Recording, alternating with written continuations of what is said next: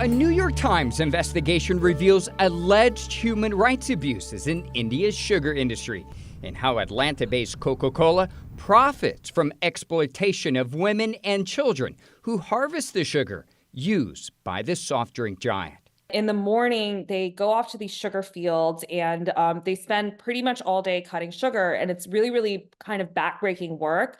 Maga Rajagopalan is one of the New York Times investigative reporters who broke the story. And how many hours a day are we talking about? I mean, I know, like 12 to 15 hours a day. I mean, it's a very, very long day. Also, like what's really important to know is that they sleep on the ground, like pretty much on mats. Rajagopalan says she and her team interviewed dozens of people in the sugar supply chain, including laborers, contractors, mill owners, and aid workers. They uncovered young girls pushed into illegal child marriages so they can work alongside their husbands, gathering sugarcane.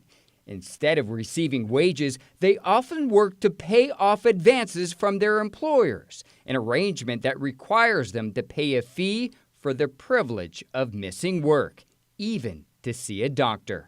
These women are often told that they need hysterectomies for problems that could actually be solved in a much less invasive way. When they're told this by doctors, especially those that are working in private clinics and hospitals that are looking for the extra money that comes from this kind of surgery, these women need a place to borrow it. And a lot of the time, they're going to these contractors that work for sugar mills. So how has Coca-Cola benefited from this region of India?